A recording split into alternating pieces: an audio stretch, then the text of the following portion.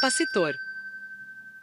É um componente eletrônico construído a partir de duas placas ou superfícies, armadura, condutoras, separadas por um meio isolante, dielétrico. O capacitor possui a propriedade de acumular cargas elétricas em sua estrutura, e a essa propriedade chamamos de capacitância, sendo definida assim.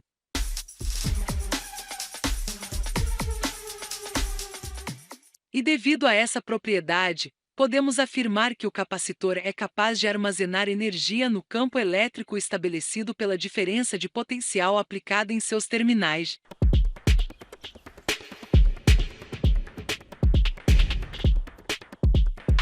De forma similar aos resistores, os capacitores também possuem séries de números básicos que geram os valores dos capacitores encontrados comercialmente. Dentre elas, a mais comum é denominada E12 com os seguintes valores: série E12, 10, 12, 15, 18, 22, 27, 33, 39, 47, 56, 68, 82.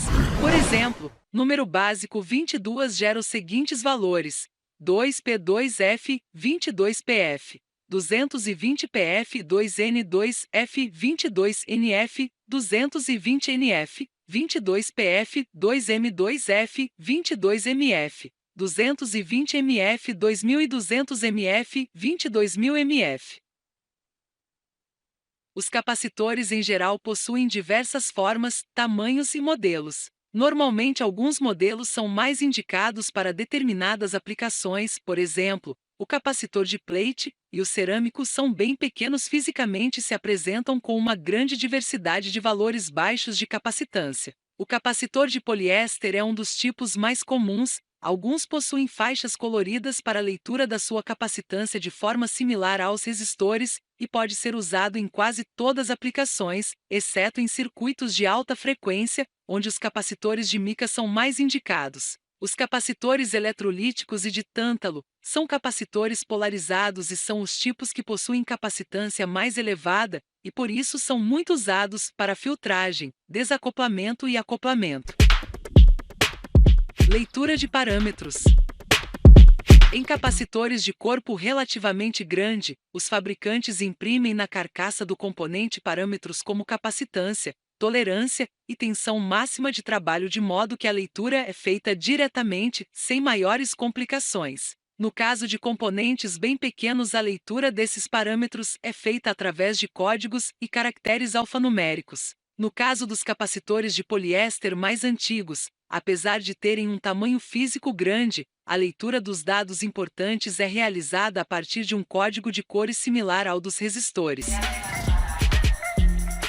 Nesse caso, as faixas são lidas de cima para baixo em direção aos terminais do capacitor, onde, primeira faixa, representa o primeiro algarismo, segunda faixa, representa o segundo algarismo, terceira faixa, representa a quantidade de zeros após os dois primeiros algarismos, quarta faixa, representa a tolerância da capacitância em percentual, quinta faixa, representa a tensão máxima de trabalho em volts.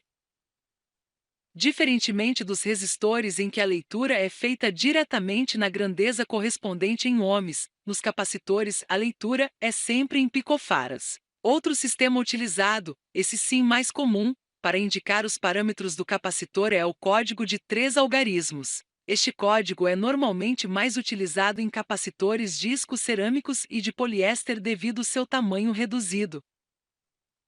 Primeiro algarismo representa o primeiro algarismo, segundo algarismo, representa o segundo algarismo, terceiro algarismo, representa a quantidade de zeros após os dois primeiros algarismos, letra, representa a tolerância da capacitância, em percentual de acordo com a tabela a seguir.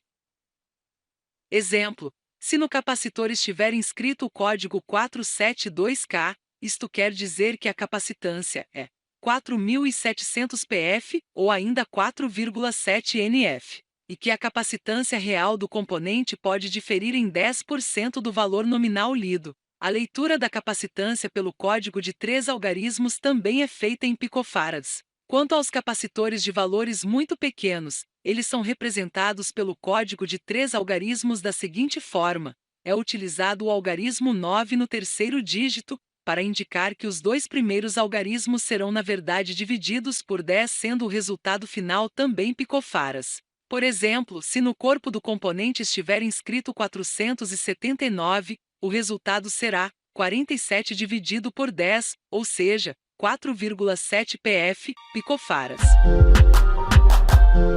No caso dos capacitores de tântalos, geralmente seu valor é impresso diretamente em microfarads e nos de plate a impressão é em nanofarads. No mercado, frequentemente podemos nos deparar com diferentes maneiras de expressar a mesma capacitância, já em farads, por exemplo, 2N2 é equivalente 2,2 NF, que é igual 2,2 kPf, N1 é equivalente 100 pF, 5P6 é equivalente 5,6 pF, 407, que é equivalente 4,7 mF.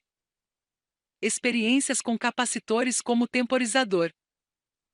Certamente esta é a aplicação mais comum do capacitor, e pode ser vislumbrada montando o circuito demonstrado. Ao conectar diretamente um capacitor a uma fonte de tensão, este se carrega praticamente instantaneamente com o mesmo potencial da fonte. Mas se colocarmos um resistor em série com o capacitor, podemos retardar o seu tempo de carga, ou seja, o capacitor levará um certo tempo para atingir o mesmo potencial da fonte. A tensão sobre o capacitor varia exponencialmente no tempo.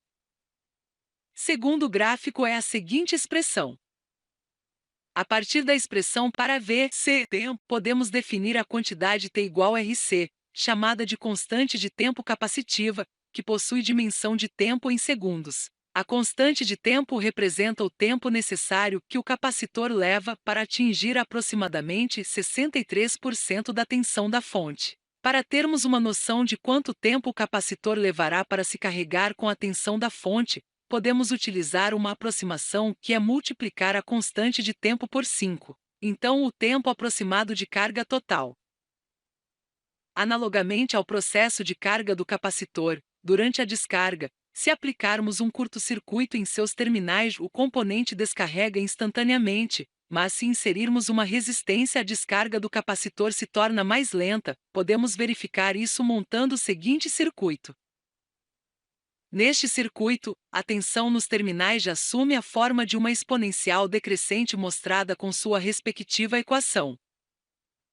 Note que no processo de descarga também surge a constante de tempo capacitiva T igual a RC, mas agora ela representa o tempo necessário que o capacitor leva para que sua tensão chegue a 37% do seu valor inicial V.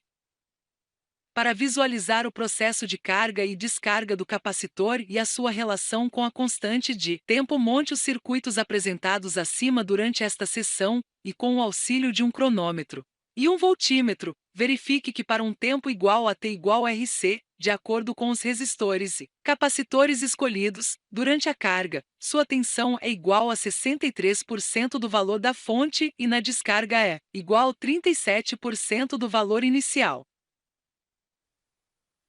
Associação de capacitores. A associação de capacitores tem como função armazenar energia elétrica para ser utilizada com uma finalidade específica. Pode acontecer de 3 modos: em série, paralela e mista. Associação de capacitores em série. Na associação de capacitores em série, as placas que constituem os capacitores são ligadas entre si da seguinte forma. A placa negativa do capacitor liga-se à placa positiva de outro capacitor e assim sucessivamente. Isso faz com que todos os capacitores tenham a mesma carga de associação, ou seja, Q igual constante. Através da seguinte fórmula é possível determinar a capacitância da associação de capacitores em série. Associação de capacitores em paralelo. Na associação de capacitores em paralelo, as placas negativas dos capacitores são ligadas entre si. Da mesma forma, as placas positivas também são ligadas entre elas. É por isso que esse tipo de associação recebe o nome de associação paralela.